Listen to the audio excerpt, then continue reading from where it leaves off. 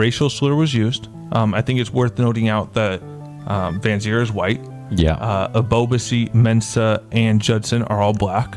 So the three players that were kind of involved there. Capo as well. A Kappa too, yeah. And so Jeremy Abobasi said that there was a racial slur used and that he does not think it was towards him. And he said you can make your own assumptions as to who it was. And when I watched this part about 8 times. It was very clearly there was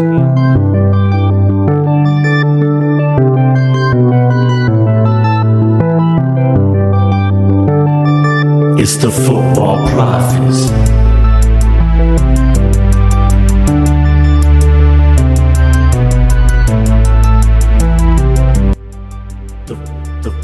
The Football Prophets.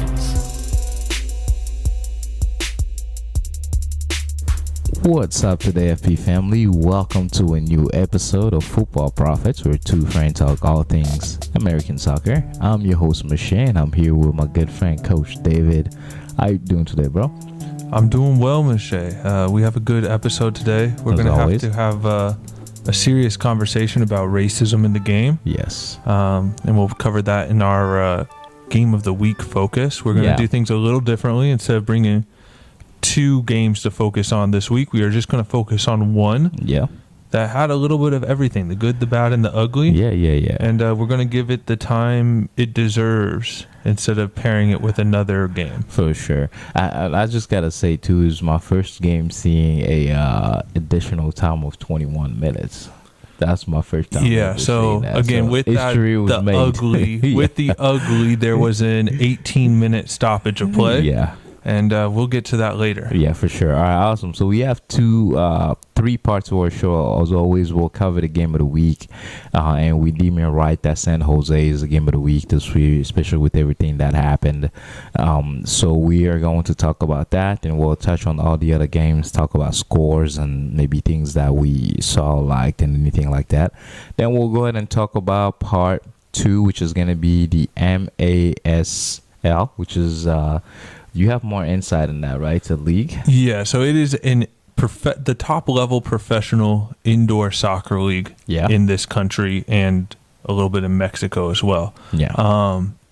It stands for Major Arena Soccer League. Hopefully I got that right. Hopefully. But they're in the playoffs, and we're going to go through that picture. Yeah, how that looks. Awesome. And then for our third part, as always, other businesses, where we're going to talk about the GA Cup, the US Open Cup, and then the Concacaf Champions League that we've been following on. So we touch on those 3 leagues that we've been talking about for a little bit here. But other than that, let's go in this game that was a thriller, 1-1, that came down to some... overall, though... It was a good game. It was an intense game all around. What we're going to do here is we are going to go through it minute by minute how everything broke down, and then we're going to jump back to an incident that we spoke about earlier that had an 18-minute delay. But we're going to go through the whole game first and foremost. So both of these teams, I had this highlighted as probably the biggest matchup of the week. Both teams are doing okay. Mm-hmm. Kind of the same level. Similar levels. Both play very high energy, high pressing, exciting soccer. I was like, man, these 2 teams open up, it could be fun, right? Yeah. Both are physical teams as well, so it was just a really good matchup all around there. And then this game had a lot of yellow cards, I should say, early on. So in the 11th minute, Omir Fernandez got a yellow card, and then followed that in the 24th minute, San Jose player Rodriguez gets one. There was a breakaway by New York Red Bulls. He tackles late, ends the play just outside the box, gets a yellow card. Now, in my opinion, this should have been a straight red for Dog So Red So. Denial of an obvious goal-scoring opportunity. Yeah. He was the last defender. There was another defender that was on even plane, but 10 yards away.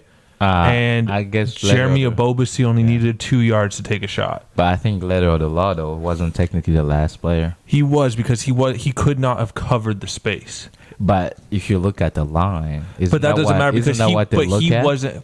So it's not the level that matters. It's the path to goal. The and that path to- player so if was you're the nowhere last- in the path to goal. If you're the last player to the path to goal, that's when it's the covering defender was not in the path to goal and could not have stopped the play, so it should have been a red.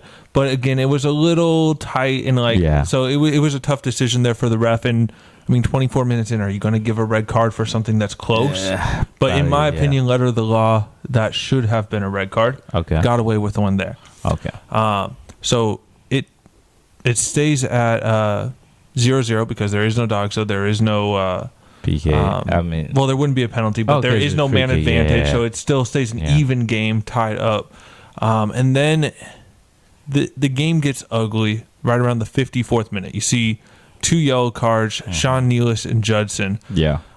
Interesting fact here, Sean Nealis' brother, Dylan Nealis, was playing in this game. So we had 2 brothers. Dylan Nealis gets cleated in the shoulder by Judson, who, again, I think should have been a red card. Yeah. If you get your cleat 6 feet in the air and stud a player in the shoulder, it should be a red card. Automatically. Kind of close to the head, too. Yeah, but he ended up with a yellow, and the reasoning in there is that he was pulling his foot away. Okay. Right? He was trying not to make contact, but he made contact. But if you get a shoulder 6 feet in the air into a dude's shoulder, the cleats, or a cleat into a dude's shoulder like that's a red card in my mind. Right? All day, every day. I mean, why you that up anyway? So in there, something happens, a fight breaks out, and there is an 18-minute delay, which led to what Maseo was talking about earlier, that 21 minutes of added time. And we'll get back to everything that transpired in those 18 minutes. For sure. But moving forward, Gruezo comes back. Gruezo is the heart of this San Jose team, right, in their kind of defensive mid role. He went out with an injury a couple weeks ago, so this is his first game back, coming in as a substitute, taking place of Judson, the player that is probably very lucky to be on the field still. And I thought Gruezo looked pretty good for the remainder of this game. And then Christian Espinoza in the 80th minute. Mind you, there was a 18-minute delay, so really it was more like the 62nd minute. But 80th minute, Christian Espinoza turns his defender, puts him on ice skates, making him look foolish, and just calmly puts a ball in the back of the net. It was a beautiful pass to him, too. Like, it was such a good goal, and he's such a good player. Yeah, but I was going to say he's any more known for, like, assists than goals. He is an assist man. Yeah. But that was a good goal. Yeah. And he scored a few very good goals in his career as well. Yeah. So. And then Peter Stroud comes in. Peter Stroud will recognize as the brother of an Austin FC player, who was that player that received the very first back pass, or not an Austin FC player. I am sorry, a St. Louis player. Who was the recipient of that back pass in the Austin FC game that we laughed at a bit. Just a gift. Unfortunately, Peter is not as lucky as his brother and did not get a back pass in this game. But it was interesting to see him come in. He's really young, and just to see what he could do. And he plays similarly to his brother. When he came in, I thought he was his brother. Really? I was very confused for a second. I was like, did we miss a transfer? I was very confused. And you got a whole list of substitutions that came there. And then in the 90th plus 17 minutes. So 17 minutes into the 21 minutes of stoppage time. Tom Barlow scores a goal.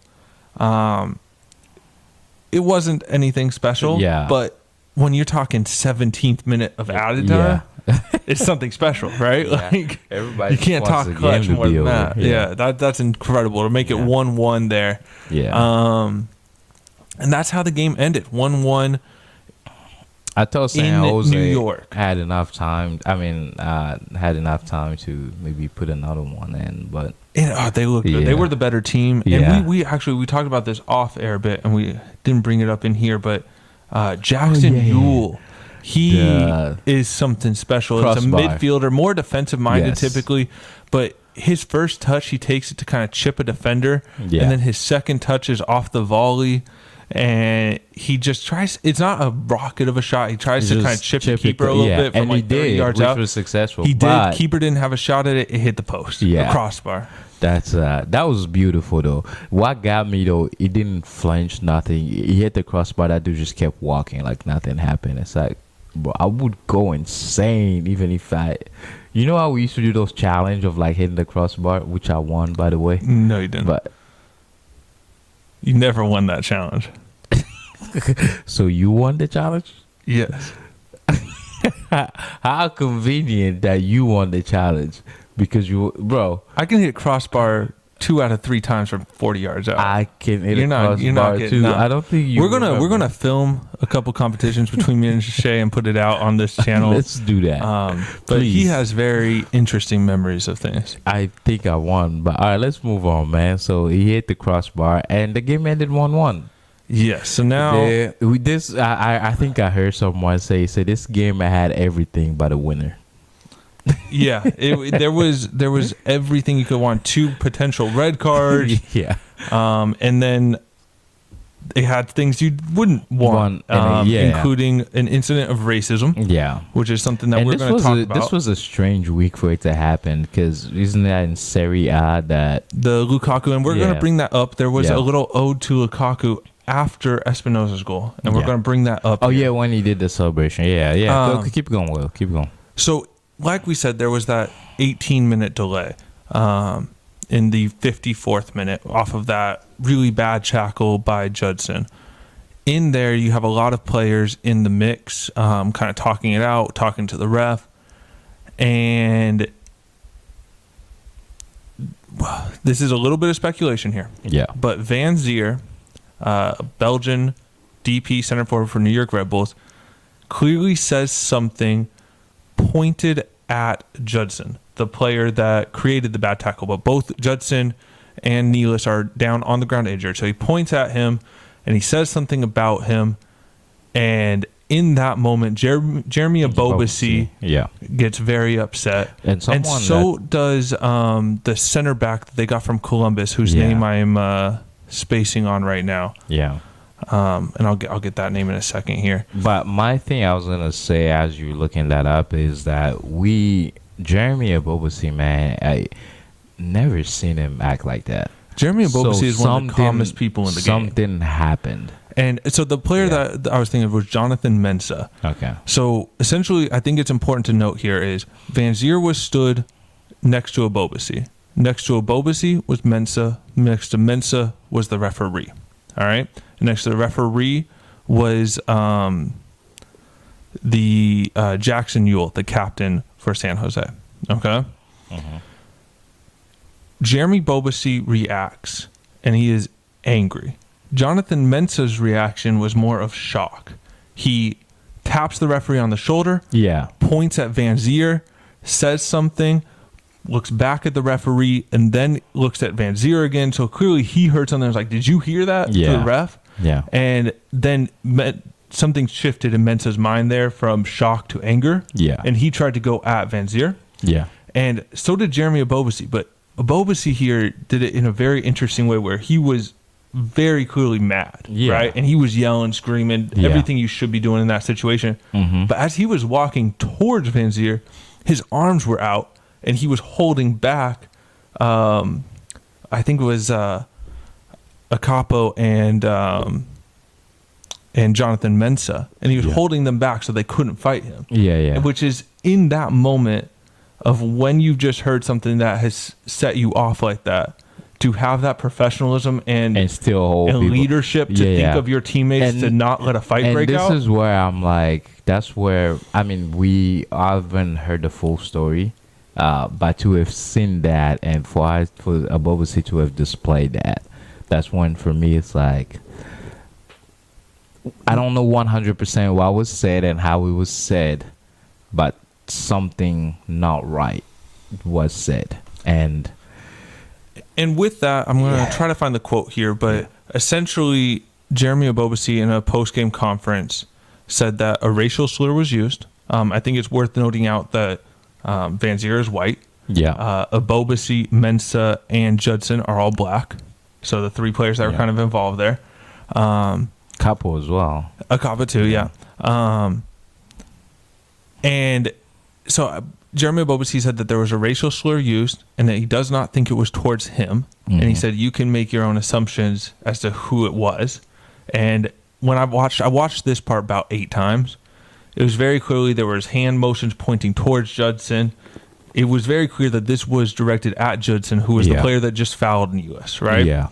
And then the Red Bulls released a statement saying it was brought to their attention that there was an allegation of a racial slur being used, and they're going to investigate it and work with the MLS. The MLS essentially made the same statement saying that they're going to investigate it. There's zero tolerance. San Jose made a very similar statement, but backing their players.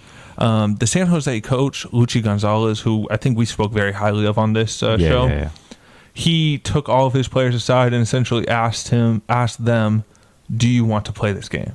Because he would have forfeited the match. He would have been willing to take a loss when it was still 0-0 if his teammates or if his players didn't want to continue. But to Ebobisse and Mensah's credit, they were kind of the two leaders here. They both wanted to continue this game and got on with it, which must be incredibly difficult to do. But you also have to think about it. It's just like we're gonna talk about, and this is not anything bad because we can have like 2 separate opinions about this. We can talk about this, and everyone is talking about this.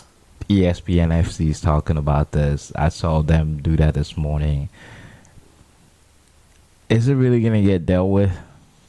So that is the next issue. The next issue is part of that 18-minute delay was VAR, virtual assistant referee, was going through and trying to pick up every single mic and audio to see if they could hear him say something because the referee did not hear it. And how I mentioned earlier where everyone would stand, the referee was 2 players removed, and right next to the referee was Jackson Ewell.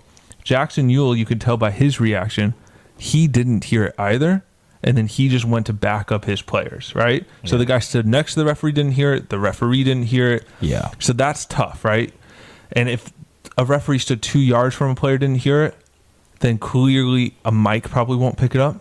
And in the 18-minute check that they did, they couldn't find it. MLS is going to do an investigation, try to figure it out. But do you think some of his teammates heard it? I am pretty sure Frankie Amaya heard it. Do you think they'll be able to come forward and say that, yes, this is why it really transpired, and I'll back up their team? Only if it's anonymous. Like, I don't think Frankie Amaya would. I'm not saying Frankie Amaya is racist or not willing to stand up for racism. But it's your teammate. It's your teammate. It's your contract. Or do you want to be? He's not a star player. He's a young player.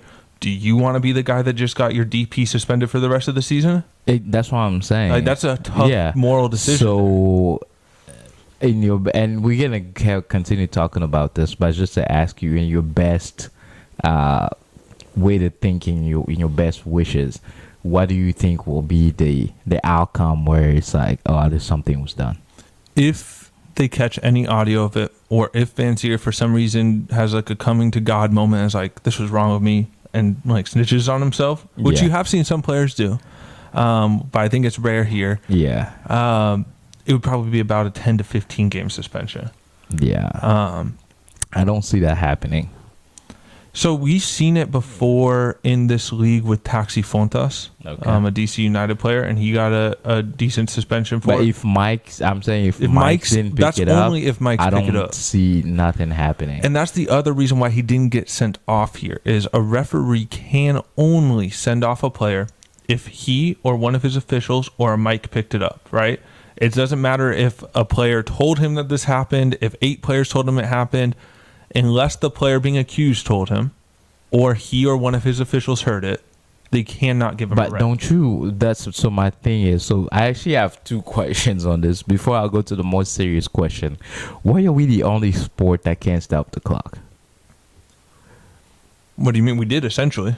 We add time at the end, but we don't like stop the clock. Like if something's going on, it's not like in basketball they can stop the clock, or in football and then stop the clock when the game starts back up.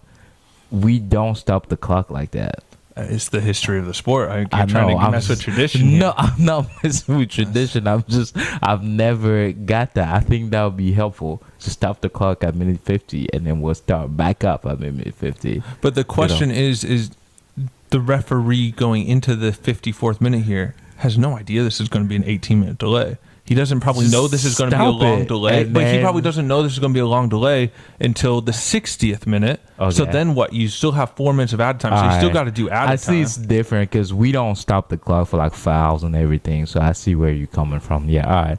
Cool. It was just a random thought in my head, but because it was my first time seeing 21, I'm like, what? 21? There was stuff like that at the World Cup for no incidents. Yeah. But to go back to kind of what you were saying, see, my problem is bro, I think the rule should be that if more than 5 players say it, even if you didn't hear it, remove that player. So that, because I'd rather have one player than have a whole thing. That's true, but that does come difficult to be like, because if you know that's a rule, can't you just tell all of your players to say, "Hey, say that number 10 is a racist"? No, like it could happen. Who they're gonna believe? Because who's saying that eventually are the black players, bro? We don't ever. I mean, I'm saying that me as a black person, we never want to be in no receiving end of that. So it's rare for me to just get up saying, "Hey, you know what? This morning at 4 p.m., I'm going to accuse David of being a racist." I don't even want to deal with that. At 5 p.m. Maybe at 5 I might say, you know. But it's like nobody wakes up and we've just talked about how Abobasi is, man. And all the I think that's the most telling thing for me is seeing Abobasi's reaction to this. Yeah. He was incensed. Yeah. But to that Taxi Fontas incident that I was talking about earlier, there was no proof of it. The referee didn't hear it. There was no audio picked up, right? And what Wayne Rooney did was sub him off. Wayne Rooney took that decision. And that's something coaches often do in these types of situations. And that is something Luchi Gonzalez asked Gerhard Struber to do multiple times, said, please take this player off the field. So it wasn't like they'd be playing down a man. They would just have to take a center forward off the pitch and put on a new center forward. Yeah. And Gerhard Struber refused. He did eventually sub him about 15 minutes later, but that's more of a typical substitution because I believe this was Van Zier's first start of the season. He hasn't been full game fitness yet, so he was already going to get subbed. So why can't you just take him off 15 minutes earlier? Yeah, but he just wanted to do it at the time that he wanted to do and it should be noted that about 10 minutes into the check for the slur, the referee came back that they have no audio of it. And he continued this stoppage in play for another 7-8 minutes because he thought it would be dangerous to let the players continue to play with emotions. Let them calm down. Right? Yeah. So most of that period of time was not for them checking. The check was over. They couldn't find anything. Yeah. Most of that stoppage was because of the referee wanting emotions to settle down. And if I'm looking at it from a coach of Gerhard Struber, right, the New York Red Bulls coach, I would take that player off regardless. Immediately. I don't want my DP getting injured. Immediately. Right? Luckily, and this goes you have players like Abobasi who are calming down his team. But what if that wasn't the case? Yeah. But what and this shows the professionalism of San Jose. Like with the coach asking them and them being on board to play. They didn't go back play with something on their mind. Like, we're going to do this and we're going to hurt someone. They just went and played the game. They just went ahead and played the game and got a goal and tried to hold on and then got a tie at the end. So this is a very touchy subject. I don't know, man. That player should have been kicked off, at least for me. I'd rather letter of the law. He can't. I get what you mean. It needs to change, but at the very, very least, the coach needs to sub him. Yeah. Needs to. Yeah. Right? Like there shouldn't be an option there other than subbing that player. Yeah. And the biggest thing about us, especially the reason why I'm saying, especially at this time, with what happened with Lukaku. And I want to get to that. And the thing is usually racism has always been a part of our sport, man. Like, You even asked me, and one time I joked with you, like you asked me, and I was like, I can't really remember, but I remember this lady say something once, but hey, I needed a ride, so I just was like, hey, and that's a parent of your own team. Yeah, so it's like that's always happened. And to me it's like now it's a joke just so that there's a moment that black people just wake up and like, can this be over one day? But we also understand that, and I'm gonna say this is probably gonna sound sad, bro, I don't see a day where this doesn't exist. And so I coach at an inner city school, and about half my team are from West Africa, the other half are from South and Central America, right? So a very diverse team. And there was an incident of racism in one of our games, and I went to my athletic director after the game, and I asked her, and I said, what do we do? Like, I don't, should we never play this team again? And she goes, no, like, this is just a fact. Like, they're going to have to deal with this. And she's black as well. She's like, they're just going to have to learn how to figure out, like, this happens in life. We can't just try to shield them from it. Yeah. And I was like, man, it's just sad that's a fact of life in sport and just in general. Because I'm just saying, and this is not me saying anything bad, bro. And then not comparing, but let's say a Boba or someone said something that would have been considered, like, racially to like a Jew or a white person or anything. I'm not trying to start anything. It wouldn't have had the same big kickback that would have had a bigger rather. Sorry, it wouldn't have had the same. It would have been bigger. Yeah, and he's probably not finishing the game.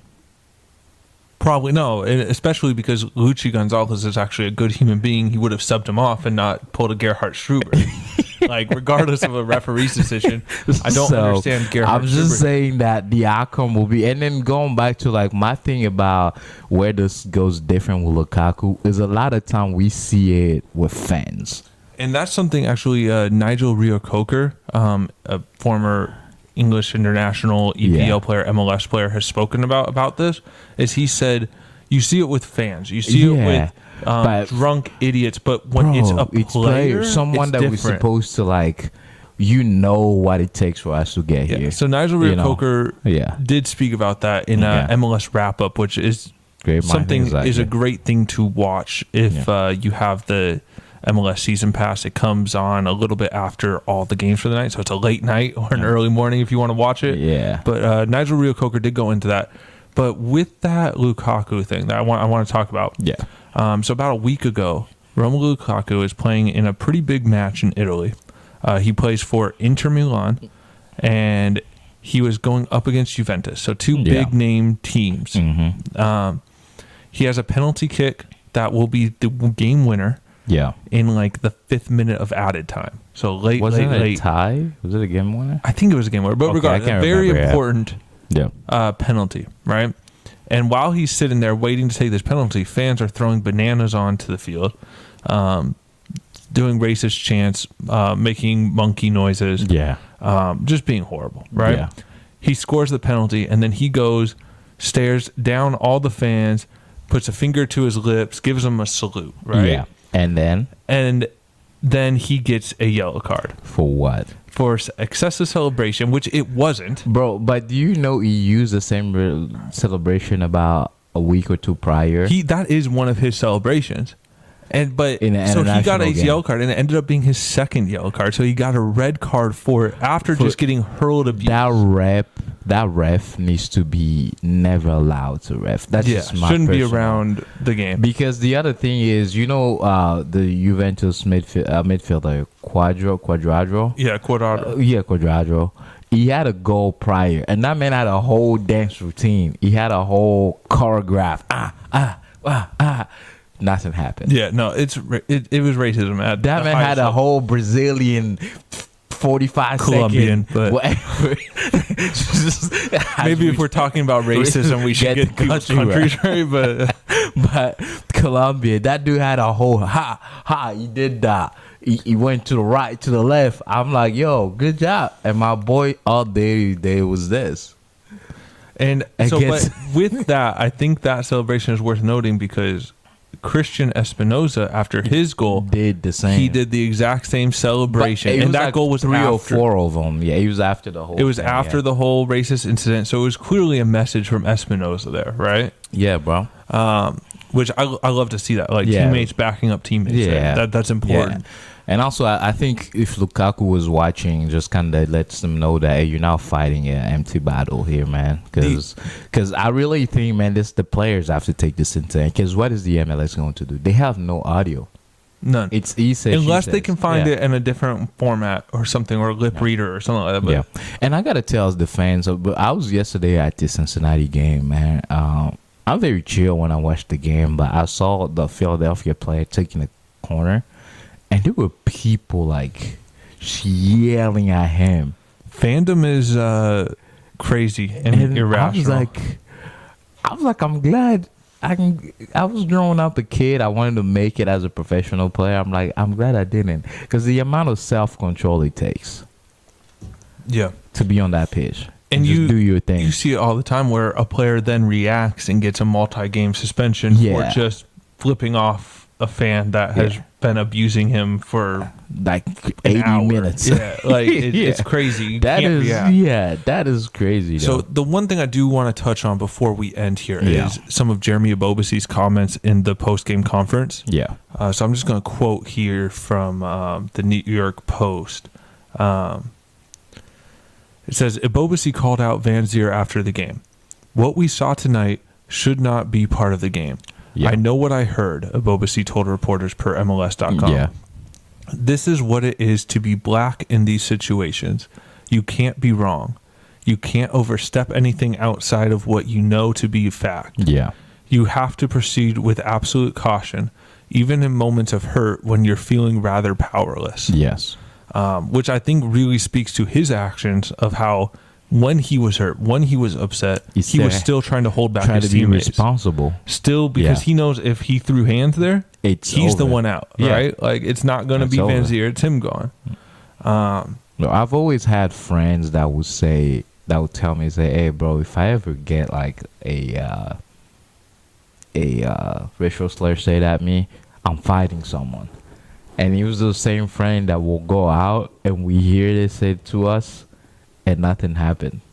And then we'll sit down and talk about it. It's like, bro, you know, when we start, we're the one that's going to end up in jail or somewhere, or it's going to be our fault. So I see where it's coming from, for real. I see where it's coming from. But, hey, we're going to talk about this. And this is not me trying to be a negative Nancy, but we're going to talk about this. And then hopefully, by the grace of God, this show is still alive in 5 years. And we'll talk about it again. Whenever the MLS does come out with a ruling one way or another, we will bring it up on the next episode to follow. So we will keep up with this. But I think we're both pretty clear. We don't think something's going to happen here. Yeah, I don't think that. But again, this is all alleged. But because I just find it crazy that, like, everybody else, even a couple smiles, you can foul that man. That man will get up. Like, that dude is professional. Like, we're talking about publicity, but a couple is one of those where it's like, dude's just about his business. Scores, it pats everybody in the butt, high fives everybody. You see that in all the games. But for him to also be pissed, like, you really, like, something happened, but if they don't find it, we'll be all right. They'll play another game. But it will be something to look forward to, but keep an eye on moving forward and see what happens here with Van Zier, not just with the discipline, but also with reaction of other players around the league, right? Yeah. Other players have, like, put up, and then this is one of the things is, like, you don't want to put a statement this early. Yeah, until you know. Yeah. Like, but I hope that the players are hopefully reached out, because really, if you don't put a statement and define something, then you look like, oh, nobody supported it. The league looks bad, right? And then if you put a statement out early and they don't find anything, then you become just one of those people that like to be part of the whole drama. So it's like for players in the league right now, it's kind of a slippery slope to try to show your show that you're with them or standing with them or something. Probably just a text here and there, but you don't want to put anything out at all. Yeah. It's a tough situation, but hopefully it gets resolved in the correct manner. But we will see, and we will continue to share with you all what expires. All right, awesome. We have the rest of the games to get to. And I'm just going to do what we usually do. We're going to call them out, say what we thought. You usually talk more than me with this. But we'll try to go kind of rapid fire here as well. Awesome. I'm going to start with the game, if you haven't already pulled up, of Cincinnati and Philly that ended up 1-0. Should have been 2-0, but 1-0. You were in stadium for this one. Yeah. It was a great game back and forth. I told you about this. Philly lost everything, the possession, the game. But one thing I have to say is that Jim Curtin definitely... Did they already get a U.S. coach? Am I late on that? Give that man an assistant or give him the team. That man keeps his team. The defensive organization that they have, the level of commitment that this team was and discipline that he has installed on this team, Cincinnati should have won 3-0. But they're so good. They stay in their line. They shift with the ball. You could really see that back doing its work in the midfield. So I was really kind of excited about that. We got a goal that was called back. Ended up being a penalty, which I didn't understand, bro. Pass, goal, and then we get the ref kind of like stopping everything. Oh, there's a foul. Well, we still had the ball and we scored a goal. You don't call the goal back to give us a penalty kick. The only thing, I didn't check into this, but if there was an offside in the build-up or a handball in the build-up. But I didn't check in on that. So they get a penalty kick. Acosta puts it in. So that was good. It should also be noted that Acosta got injured on that shoulder. Yeah, and he continued to play through it and scored the penalty. Yeah, but it is looking like he might be out for 1 to 2 weeks. Yeah. So I saw him kind of laboring his shoulder as he was leaving. So hopefully they're able to get him right with the great staff that they have. But and then close to the end, can't remember what exact time. Must have been like 80-some minute. Score a second goal, gets called back because it was a bogus foul. Man, it's like people bumped into each other, but it is what it is. Cincinnati ended the goal with 1-0, and then they're undefeated, and they're first place, I believe. So there we go. They are first in the East and in the Supporter Shield, so they're doing well. They have 1 point over Seattle. There we go. Let's go. Wait, okay, you always gotta bring Seattle up, but DC and Columbus. Columbus is on something, man. Yes, that was a 2-0 win. Again, DC not very good, and Columbus coached by a very, very good coach. So it was one you expect them to win, but they won it professionally. Zelleray on penalty in the 39th minute, and then a Christian Ramirez goal in the 47th minute to put them up 2-0 on the road. 3 points on the road is big in this league, so well done, Columbus. All right, awesome. And then we're moving on to LAFC, kind of coming back alive there with a 3-0 win against Austin. Austin is not that great of a team, is it? No. And the only thing I really want to say here is give Denny Bwanga his flowers. Like, that man is going to be something very, very special in this league and probably won't stay in this league forever. Mm-hmm. But he got his second hat trick of the year so far. It's his first of MLS, but he got one in Concacaf. Yeah. So we're 6 weeks into the season, and he already has 2 hat tricks. Oh, yeah. This man is going to be something special. But that was a 3-0 win. Bwanga netting in the 40th, 57th, and 68th minute to give LAFC the win at home. Nice. Looks like our brothers here, Joseph just hasn't catch his break yet, Martinez. So Miami lost again, nailed 1 to Dallas. Yeah, 1-0 favor of FC Dallas, again going on the road. And Miami, you got to get something at home. Like, you have to get something. But Jesus Ferreira is a phenomenal player, and he did his thing today. Yeah, it's part of my my players game, man. He is, but slow down there because Christian Ramirez is part of mine, so I'm still winning. All right, cool. Let's go 1-0 on the road for Dallas. All right, cool. So New England, Montreal. Let's just talk about this game, man. I'm kind of getting tired of Montreal. So 4-0 in favor of New England at home, doing what they should at home, right? Winning. And this Montreal team was very good last year, but that is almost entirely because of Wilfred Nancy, their head coach, who is now the Columbus coach. And now Columbus is doing incredibly good this year. What's going on. And Montreal is struggling. Yeah. But 4-0, you got a goal in the 21st minute, the 45th minute, the 50th minute, and 86th minute. Pretty evenly spread out there.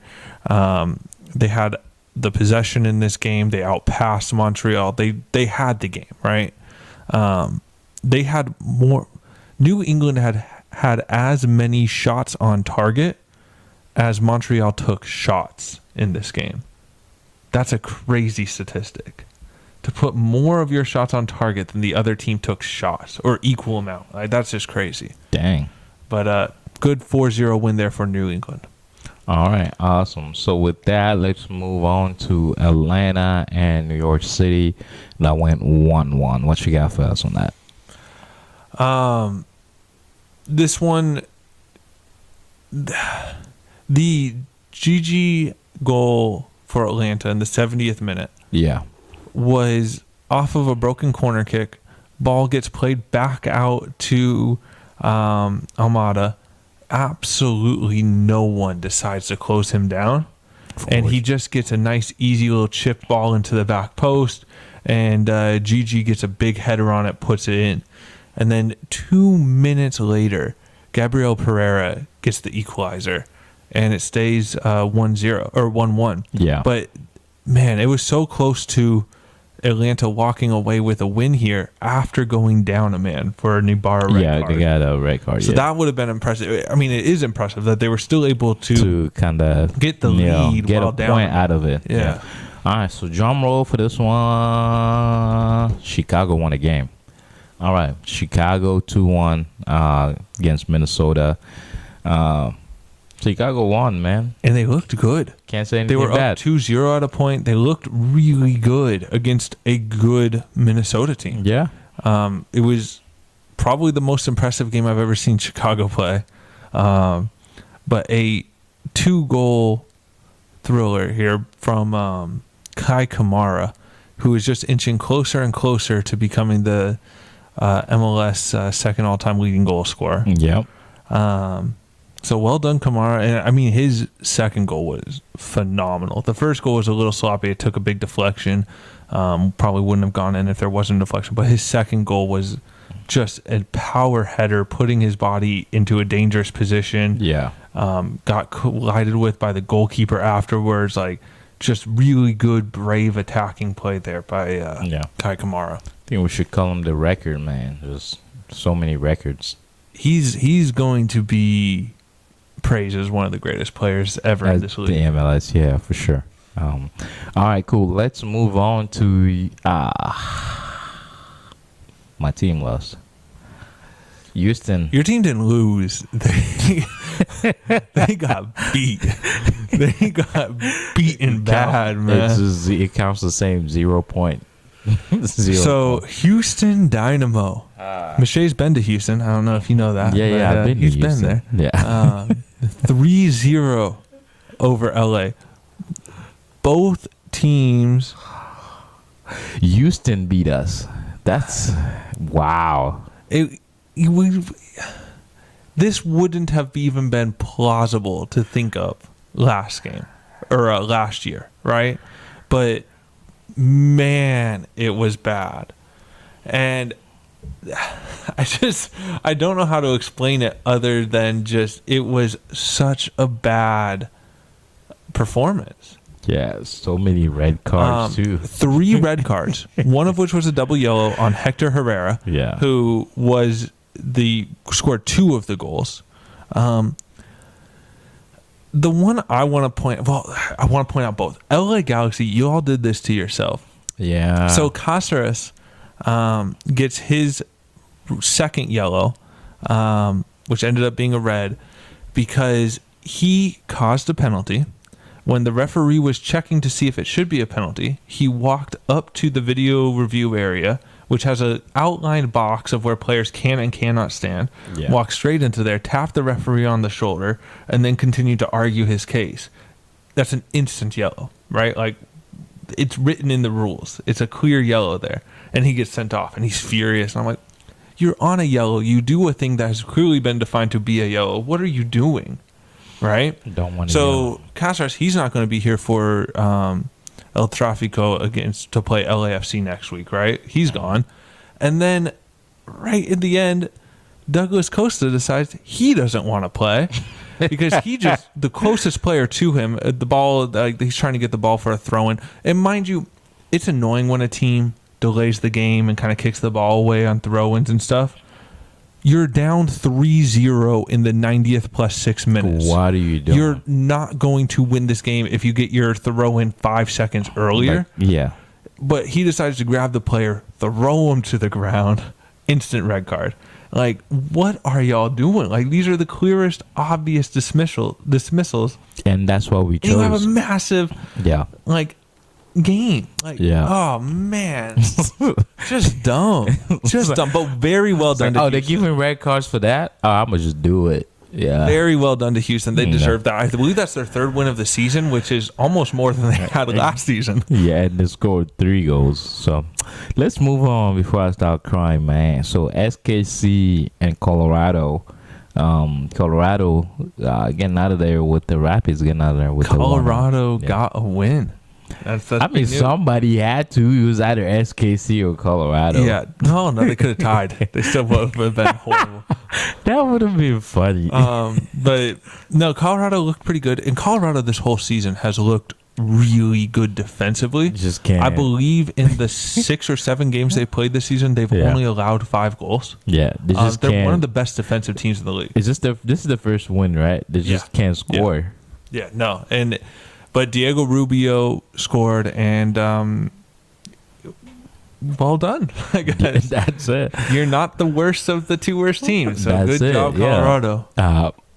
So let's move on to Nashville and Toronto. Nashville is kind of not scaring me, but I think they're playing to their level competition. I don't know if you feel what I'm saying. When they're playing good teams, they're like, oh, Nashville's back. And then when there's certain games where I'm like, why are we not? Yeah, I wouldn't read too much into this. I think a 0-0 tie. I mean, it's at home. You would want more, but against Toronto, though? No, they have a lot of flaws goal-wise. You could, They do, but they looked of it. like the sum of their parts this game, Toronto. They look better than they have in other games, and Toronto has really good players. They just haven't been clicking. Yeah. So this might be the start of actually seeing Toronto be decent again. Hopefully. But they looked actually decent in this game. It wasn't the Toronto we've seen in the first few weeks of the season. Okay. So I wouldn't read too much into because that. I really, I'm not going to be scared now, but it's just something that I thought with Nashville. All right, RSL and Charlotte. 3-1, RSL won. RSL. We don't say that a lot. RSL won. We don't, and we definitely don't say it in this context very often. Of RSL went down 1-0 to a beautiful Karol Swiderski goal, which was assisted by Ben Bender. It was just a phenomenal goal. He took a defender on, cut back, curled the ball, and it was perfect. And then that was in the 27th minute. And then you have goals for RSL in the 56th, 59th, and 62nd minute. So 6 minutes of brilliance by RSL to get this 3-1 win here. And your boy, Gomez, he got 2 assists in this one. Let's go. Andres Gomez. Let's go, my man. Get that money when you transfer out. All right, cool. So let's go to Vancouver and Portland. Vancouver beating Portland 1-0. They did, and they looked dominant. So they took 13 shots this game, put 9 on target. Mm-hmm. Portland took 2 shots this game, put 0 of them on target. Why even try, right? So Yeah, this was the Vancouver show. 58% possession. They had over 100 more passes than Portland. They dominated this game through and through. And their goal was essentially Julian Gressel just getting mad. He kept trying to take shots. It kept getting blocked, kept coming right back to him. And finally, he just hit a ball across the goal as hard as he could. And it hit Brian White in the knee and just went into the goal. It was pure frustration. I'm going to hit this as hard as I can. And he got lucky. Yeah. But no, sometimes that's what you need. All right, cool. So we saved, and that's 2 wins in a row for Vancouver here. Yeah. Who previously hadn't had a win and got, I think, their first draw of the season against Minnesota 3 weeks ago. So they're starting to do kind of something ramping special back right up. now. Yeah. All right, that's good.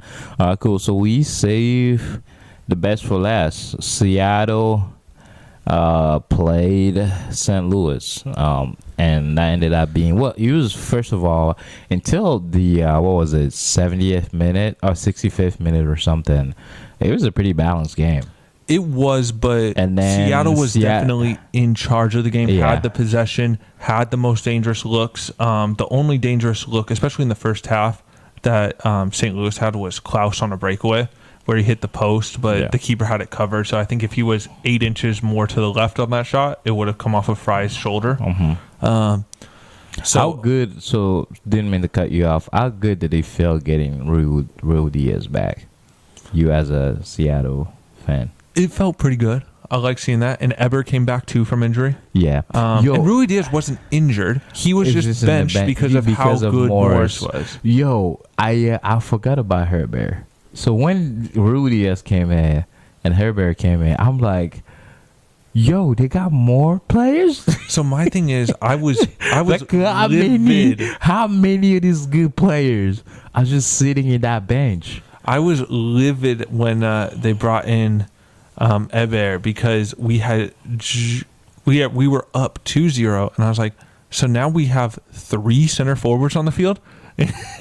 like put a defender on. Like, you're taking off defenders to put on strikers. I was like, just put a defender on. I think at that point he just wanted to score because it scared me, man. It scared me. He just started raining from there in 65 minutes. Then 6 minutes later, it was another goal, and like 18 minutes later, there was like another goal, which was an own goal, but. Yeah, but if he didn't get a touch on it, it would have found the back of the net. Like, it was one of those own goals where he had to try to get something on it, and he just got unlucky. Yeah. It wasn't a complete mistake type of goal. So I mean, Seattle is just not to be messed with. Let's put it that way. No, and it's crazy that St. Louis has lost 2 games in a row here. If only someone could have predicted that. They got one more. They got one more. That's wild. They might get 3 points. I don't know, man. I don't know the way they play off the counter attack in Cincinnati's defense, and that Acosta might be out. I don't know, man. This is starting to sound like the lucky St. Louis again. I said going into, Sounders did this without João Paulo. Well, don't act like Atencio was just, they're just high-fiving people. He was the best player. Balled out, but João Paulo is still a better player. He is, defensively speaking. He's 21 years old, though. I'm just saying, at that age, doing what he's doing, I think his ceiling, I mean, you're going to hate me for this. His ceiling is probably higher than JP. I don't know about that, but regardless, even if JP was healthy, it wouldn't have been Atencio on the bench. It would have been Rusnak. Okay. So having João Paulo would have helped make things even better. Even more. But, every time Atencio plays like a lot of minutes like this, we always say, wow, he's probably the best player on the pitch. Yeah, a lot of time. He's good, but he's not always consistent. Is the thing. Yeah. But he is a talent. But 3-0 for Seattle, and I was screaming at midnight here. Like, I was so happy in my living room. My neighbors must hate me. I was screaming when all the goals went in. Yeah, for sure. All right, awesome. Well, I'm going to go ahead and call this a good stopping point for us. We're going to take a quick break, and we'll be back for our second part. All right.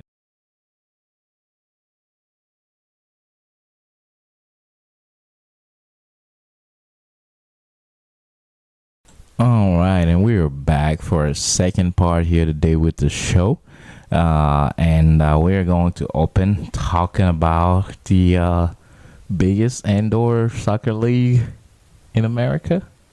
Put respect on his name. Biggest soccer league in the world. Indoor. Forget indoor. Forget America.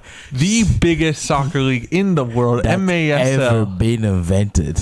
Here we go. Go ahead. Talk to us about it again. So there's some games going on with that. And you said there were some teams from Mexico and that joined as well. Correct? There's one, I believe one. Okay. Chihuahuas who are from. I'm sorry. They're from Chihuahua, Mexico. But I thought there was actually I think it's just the one. Yeah, Chihuahua. Sandy's favorite team. Sandy's favorite team. But you want to know what's sad here? This makes me so mad. So they're from Chihuahua, the city. Yeah. Their mascot is not a Chihuahua. It's it's like a Mexican or Aztec, some type of that warrior. Wasted. I'm like, wasted opportunity. What a that makes me wasted. so. I mean, to be fair, a warrior probably a bit more intimidating than a 6-pound Bro, Chihuahua. but just imagine your fan. Whoa.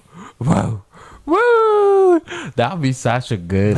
Yeah, that makes me mad. That would be such a good entertainment for your fan. I do think it's worth noting some of the nicknames that these teams are called is incredible. Like you got the Flash. That's why I'm about to start laughing. I love when we pull up these leagues. The name of the teams is just amazing. But so this season is over, regular season. So what this is there's 14 teams split into an Eastern and Western conference. So you have 7 teams in each conference. The top 5 teams get into the playoffs for each conference. 4th and 5th kind of play a play-in round, right? And then you go from there, and then the winners of the Eastern Conference play the winners of the Western Conference in the final, right? Mm-hmm. So as it broke down, Milwaukee won the East to clinch the first place playoff spot. Yeah. And San Diego clinched top spot in the Western Conference. San Diego is very good, and they're probably one of the most historic names in the league. Okay. They go way back to like the 70s, 80s. And to effect, so do the Tacoma Stars, who are my favorite team in this league. But so San Diego is probably on course to win it all.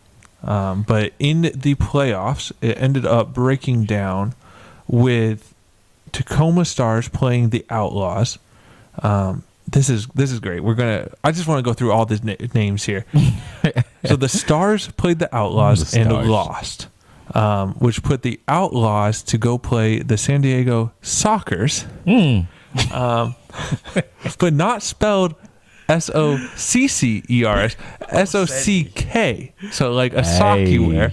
So that's special. For real? That's crazy. And San Diego won that first game 7-1, and it's a best 2 of 3 series. So they have the lead going into the second game, and will probably beat the Outlaws and go on to play to the Western Conference Finals. The other side of that Western Conference Finals is Chihuahua versus the Flash. Chihuahua. Chihuahua are up 1-0 in that best 2 of 3, and that was a much closer game. That was 8-4. Good, entertaining game there. So Chihuahuas do have the advantage. Chihuahua. I just wanted to do this. Put my dog down. She said Chihuahua. And then going over to the East, I want to put it here. City FC played the Comets in the playing round, that 4th, 5th game round, which is only a 1-of-1 game.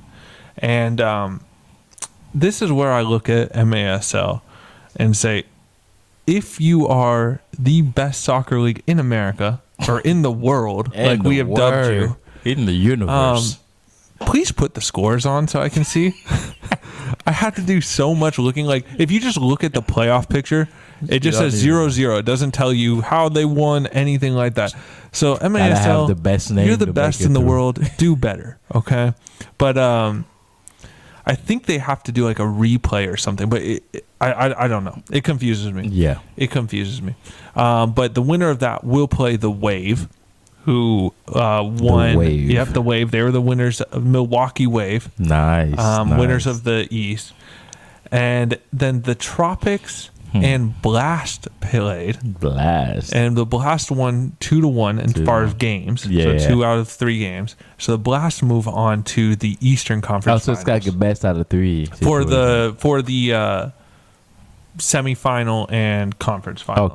Okay. For the playing round, it's a best of 1.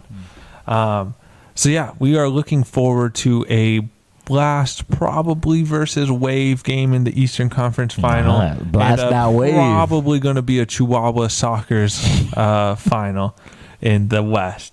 And again, I think the Sockers are going to clean house here. I think they're gonna sock them.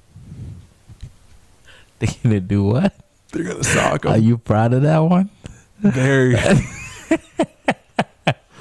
Great. And just you wait. We're going to cover the Open Cup a little bit too. We're going to get more amazing names in here. Let's go. But yeah, so I just want to put respect where respect is due. MASL, greatest league in the world. It's actually probably the funnest league in the world. If you want to go watch this high pace, if you've never watched indoor soccer, do yourself a favor. It is everyone attacks, right? Danny Waltman, who is probably my favorite player in the league. He's a goalkeeper for the Tacoma Stars. Actually coached me a little bit. Used to play for the Sounders when they were in 2nd division. Nice. Probably going down as the greatest goalkeeper in North American indoor soccer history. Oh, yeah. You told me about him. I actually, if you can see right there, that bobblehead, that is Danny Waltman. Nice. I am. Should I bring it up? I actually have a jersey of him too that we're getting framed. But I want to point out this when I say that's my guy. Danny Waltman. Look at the hair, though. It's phenomenal, isn't it? Yeah. It's what I aspire to. But you're not doing a good job. When I say everyone attacks and everyone defends in indoor soccer, it's just that. The jersey I have of Danny Waltman, I believe that game, as a goalkeeper, he got a goal and an assist. Really? So what other league do you see goalkeepers scoring? What other league do you see goalkeepers getting assists? That is why it's the greatest league. Greatest league in the world. Do yourself a favor. Watch the MASL. Watch indoor soccer. It's fun stuff. But yeah, and you're going to be watching the highest quality of it the next couple weeks. Yeah, for sure. All right, awesome. So that covers that for our second part where I just have fun with his names, man. They're the best. Man, there's nothing quite like that. It's right? just, indoor soccer and low-level outdoor soccer have some of the best names in the world out there. Just love it. But all right, cool. So we're going to take a quick break and we're going to come back for a third and final part where we're going to cover the Concacaf, U.S. Open League, and then I think I'm forgetting one. What's the other league? MA, right? We're going to do the Concacaf, the U.S. Open Cup, and the GA Cup, which is MA? Generation Adidas Cup, and that is all of the best youth players in the world. All right, that's what we're going to be talking about coming up. See you guys in a little bit.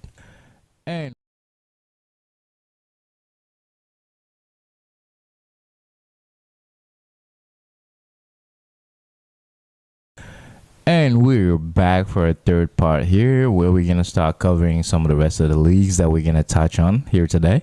And we're going to start with the GA Cup. And we have the U15 and the U17. We're going to start with the youngin, the 15, and then move to the 17. So let's go.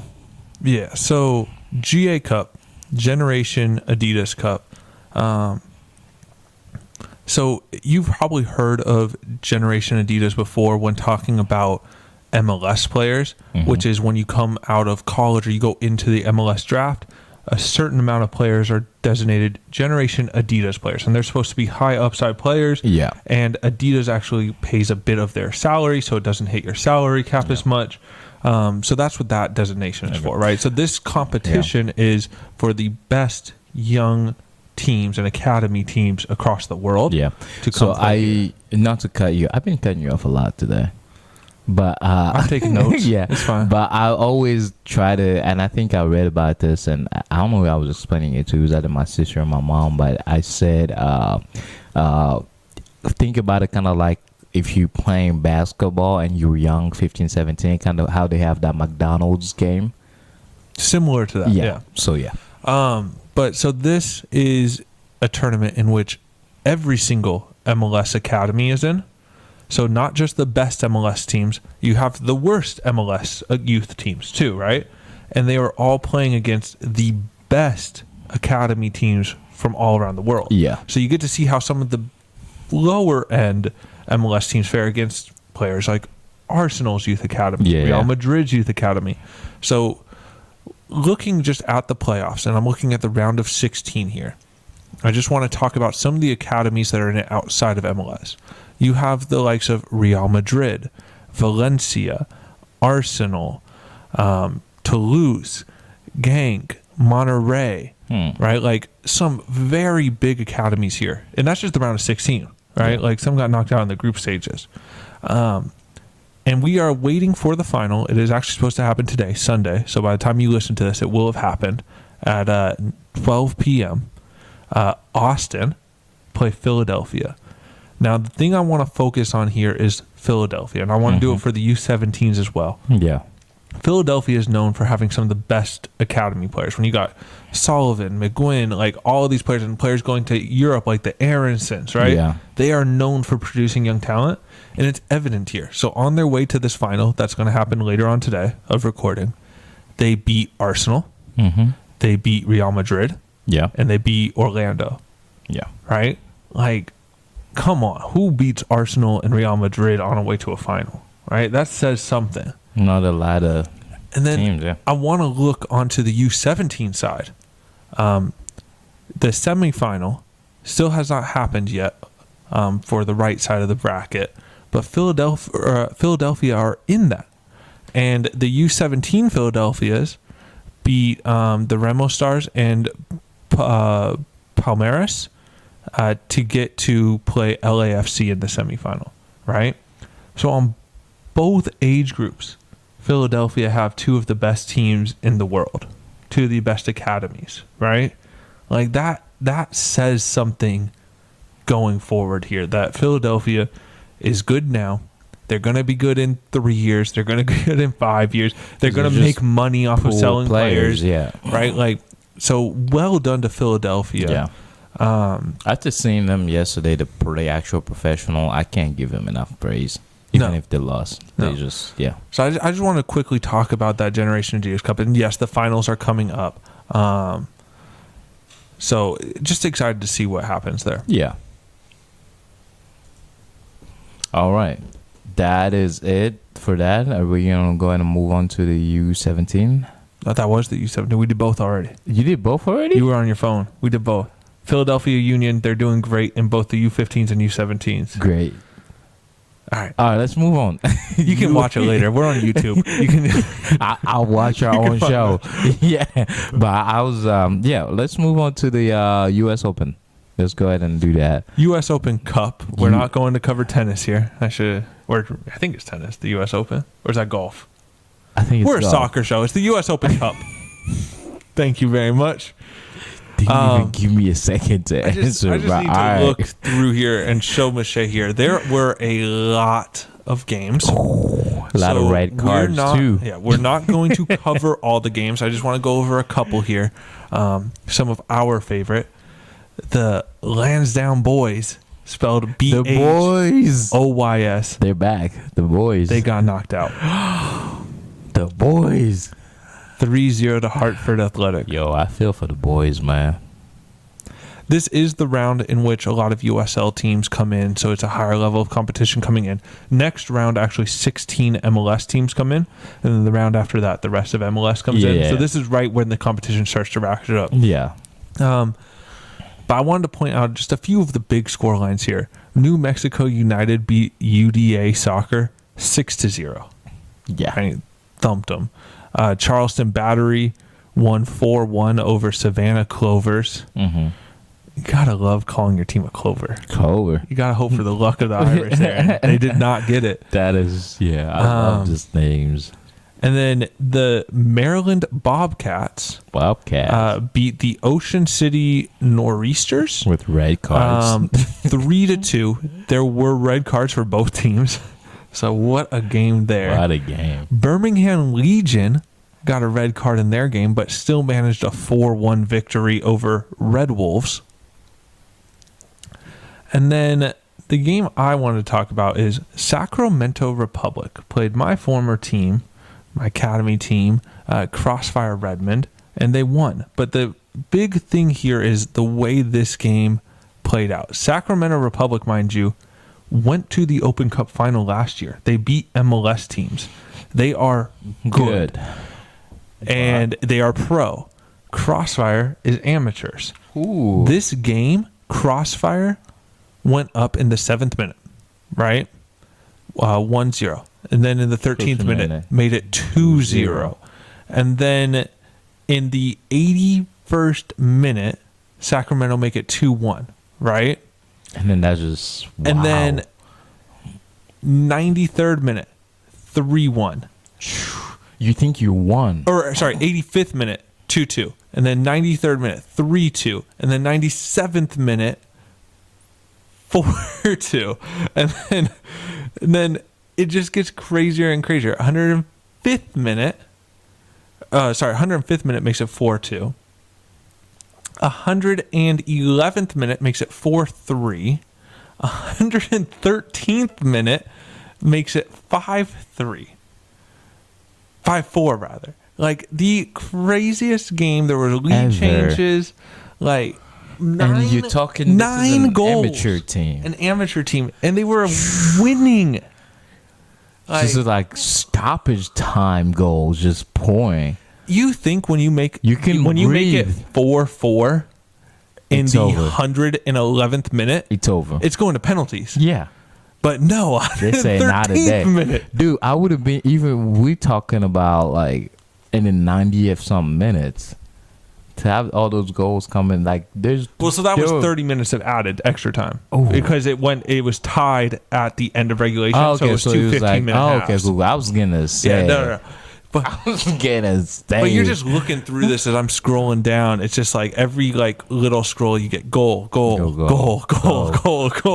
It's incredible. They say we ain't going to PKs. We good. Well done, Redmond. As my computer's freaking out on me. I'm not even touching it. It's moving. Ghost. That's really weird.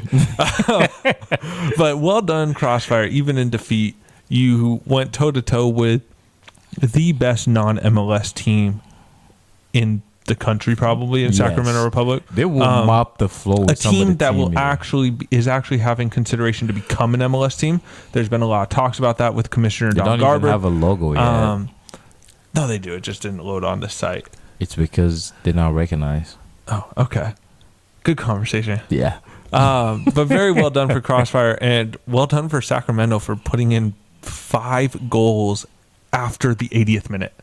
Yeah. 5 goals happened after the 80th minute. Is it safe to say that there's a chance that never happened before?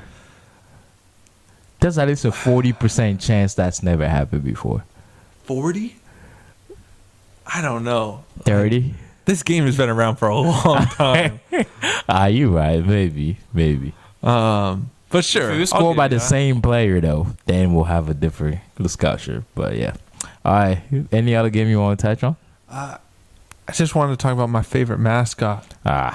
Appalachian Bigfoots. They lost 2-0.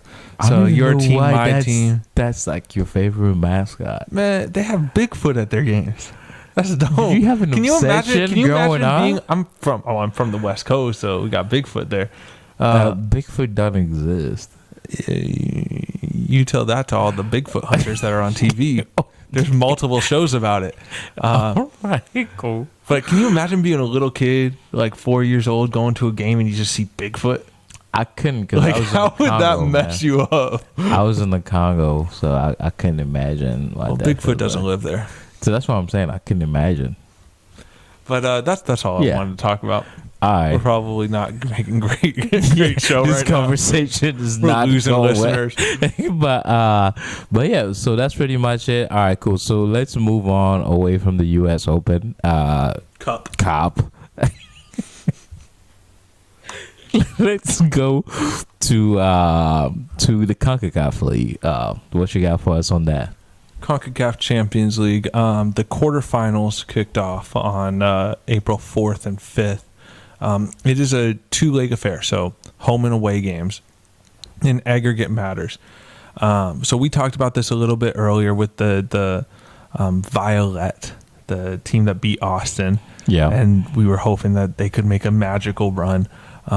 They lost the first game 5-0. Yeah. So it's going to be a tough one for them to have magic. But that, and then with everything that they went through. yeah. Yeah. And then Philadelphia Union beat Atlas at home, so in Philadelphia. And now they have to go on the road to play Atlas, who will be down a man because of a red card in that first game. Yeah. Hopefully they win. Tigres beat Motagua, who are a very good Honduran team. Mm-hmm. And then LAFC played Vancouver. Yeah. And we did what we're supposed to. Denny Bouanga got 2 goals in that game. He has like 11 goals in his first 6 games of the season. It's something incredible. And Opoku got 1 as well. So essentially what you're saying here is you're seeing the Liga MX teams beating teams, and you got MLS teams beating teams, right? Yes. And that is what you expect to see. You expect those 2 leagues to be doing pretty well, right? Be dominant in the region. Yeah. So you're seeing what you're expecting. And it looks like LAFC are going to be moving on here. I mean, I don't see Vancouver putting up a fight in LA, right? Like they lost 3-0 in Vancouver. They probably in my mind, Vancouver's gone. Yeah. Leon is going to go through in my mind. Violet's not getting through. Yeah. Tigres, they went on the road against Motagua. They're going to go through. Yeah. The big question here is Philly. that Philadelphia Atlas game. Yeah. Because Atlas are good, man. Yeah. I have faith in Philly, though. I think they can pull it through. They're not doing great in the league right now. Yeah. But that's because they're focusing here. Yeah. So I think they can pull it through, but it will be really cool to see an MLS team in the final. And I just have to throw this at Jim Curtin, man. He was subbing players out, and it was not to show shade at like the coaching staff of Cincinnati, but just the way he like embraced players coming into like when they were subbing out. I was like, I'll play for this guy. I don't know what he was. Fair enough. He's a great guy. Yeah, great coach, I don't know what he was. Everyone likes him. That's just. I've never heard anyone say something bad about Jim Kerr. Yeah. So keep that up. But that Coach. game, that Atlas Philadelphia game, that will be kicking off Wednesday, April 12th at 10 p.m. Eastern time. All these games are late if you're on the East Coast. Yeah. Except for the Violet Leon game. That's an 8 p.m. game. Yeah. But definitely keeping an eye on that Philadelphia game. That's going to be a fun one. All right. Cool. Well, that is it for the CONCACAF League, correct? That is it. I think you wanted to give a couple shout-outs. Yeah, just for one person, actually, not a couple. Just for one. Well, we first of all, we are, as you guys can see, the image has changed. We're under construction. We're kind of changing in the middle, changing studios to get more space and upgrading a few things. So once we do that, we'll give out some shout out to certain podcasts and certain people and kind of move on from there. But one thing I really wanted to do was give a shout out to my boy, the QC. Great guy, is always watching us. I see you, man. I appreciate you watching us, and also I appreciate you doing our intro music, our theme music, the Football Prophets. The guy did it in less than 24 hours. If you like our intro, then look him up. I think he is on Spotify Music, right? Yes. So look him up. If you don't like his music, then don't look him up. I don't know that you're not gonna like it. That dude, I gotta throw this before we go. One of the best, like, clever rappers I've ever came across. I do have to say, so like you sent me a selection of different beats that he made that we could choose from. Yeah. It was a hard decision, man. They were all very good. He makes beat, and then the way he raps is so. He reminds me of Tupac a little bit, but he's so fluid with it. So shout out to you, man. And we have some meetings we have to do. So get ready. We might hit you up again, do a new song. So we'll see how it goes. But all right, anything you want to say, Coach? That does it, man. All right, awesome, cool. So reach out to us, guys, all the time, like we say, to our email, Gmail. It is prophetspod@gmail.com. You can find us on Twitter @prophetspod, and you can listen to us, watch us on YouTube, listen to us on Apple Podcasts, Spotify, Anchor. We hope you guys have a great day, and come back next time again, and please email us, tag us at, is that the right word, tag? Just message us. Just figure out a way. Y'all are grown. You got you can the figure this out. information. Just reach us. All right, you guys have a great one, and Coach, we'll see you later. Good stuff, man.